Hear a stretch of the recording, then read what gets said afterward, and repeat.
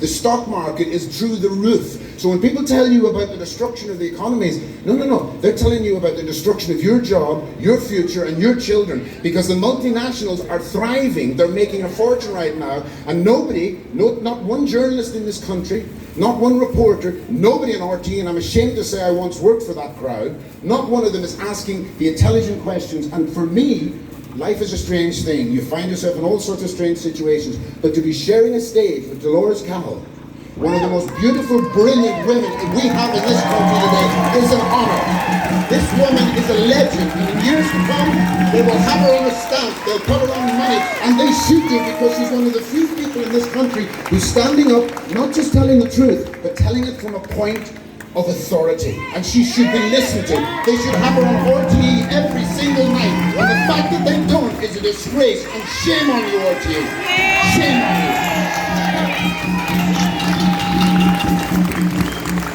You know, life is short, and people deserve to be able to enjoy it. And what we have right now, it's not even a lockdown. This is martial law. You can call it what you want. This is martial law. And I have a friend, he's a very good friend. His mother is in a nursing home now. She's an old lady and she's got Alzheimer's. Every evening she cries because her son hasn't been to see her. And the nurse explains to her, there's COVID-19, there's the coronavirus, and she settles down. But the next day, she's forgotten.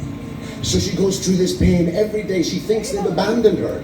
She thinks that their children have abandoned her after a lifetime of looking after her. And that's the blood that these people have on their hands, and they do. And Dr. Varadkar, he's supposed to know better. He's a doctor. If he doesn't know, then he should know. So is it ignorance or is it malevolence? Because at this stage it's starting to look like this is intended. This is actually about destroying your freedoms. And that's why I joined the Irish Freedom Party, because it's one of the few organisations actually standing up for Irish people. And when my sister, I have an adopted family, so all my family was white. But when my sister says what I say, she's shut down. You're a racist. You can't say that. We were brought up to believe that being Irish meant something. I had 37 medals for Irish dancing by the time I was 11, right? I'll tell you, I don't know to this day if I was any good at the Irish dancing, but I'm sure half the times they thought, would you look at the little black fella, he's near your age, he can do all the moves. 37 medals, but I'll tell you, the reason I mention that is because I had to ask myself, as a black man growing up in Donegal, what makes you Irish? What is it that makes you Irish? And you know, in the end, I concluded that it was gratitude. It was gratitude for the country that you lived in. It was gratitude for the people who looked after you, who cared about you. And that is now something that is being turned into something very, very ugly. If you don't support the European dream, if you don't support your rights being taken away for your fishing, look at Killybegs, one of the greatest fishing ports in Ireland, possibly in the world, and now it's a husk because of what they've done to the economy, what they've done to the fishing economy, what they've done to the people of Ireland, and you're expected to sit back and take it. Well, as Dolores says, enough is enough.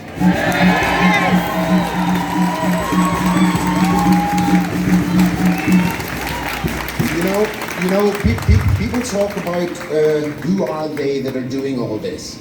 What we now know that we didn't know 1 year ago is they've come out of the shadows. Bill Gates, a man who can't keep viruses out of a computer, wants to keep them out of you.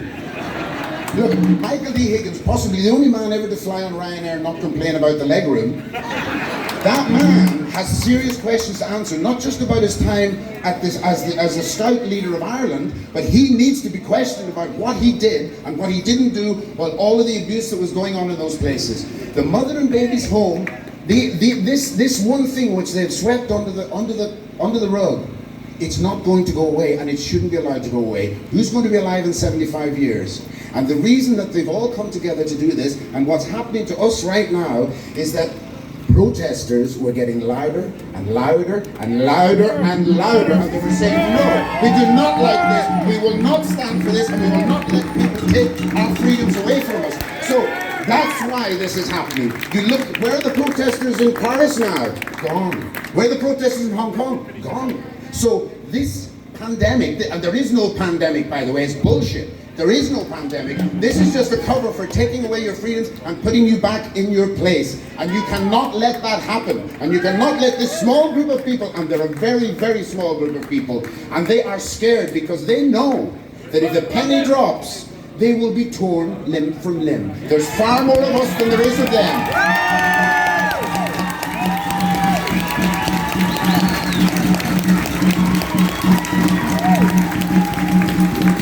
You know, I grew up believing the bullshit that they tell you on television about the Cold War, about the Russians are coming to get us. Look at America. America has a defense budget. It's not a defense budget, it's an offense budget. America's the biggest terrorists in the world, and they go out there and they destroy countries and then they rebuild them. You can go to Iraq now and you can cross the George Bush Bridge, built by his brother-in-law. What's really going on there is piracy. And when you look at where we are right now, this is the most important talk that I have ever given, because right now I'm speaking up not as an Irishman, not as a black man, but as a human being, and I see humanity on its knees, and it's time to get up off your knees and tell them no.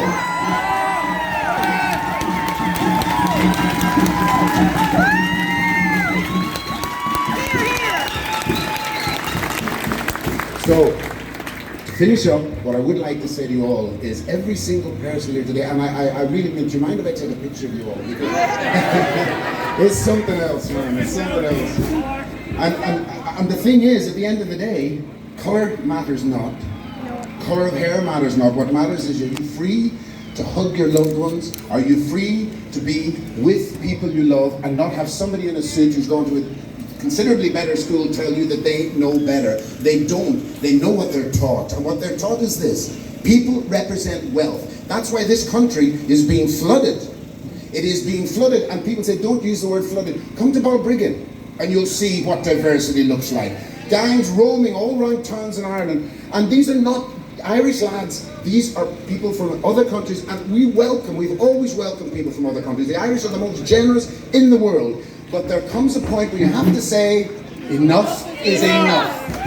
You cannot do this to the Irish people. And they tell you that you don't see it on RT, you don't read it in the Times, nobody will report on it. Why? Because it's part of the plan. Because the banks that are behind the European bureaucrats want one thing and one thing only, and that is new consumers. So they can sell more shit to them. We wised up, we stopped buying it. But that's what this is about. And every person that comes to this country, whether they work, contribute or not, will spend the money they get here. It might be dole money, it might be wages, but in their minds, more people is better. Forget your culture, forget your customs, and that is not good enough. So all of you being here today is an incredible thing, and it's a beautiful sight to see. And I really, really thank you all for coming, and I thank Herman from the Freedom Party.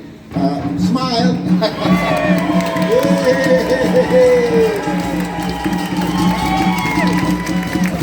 Fantastic.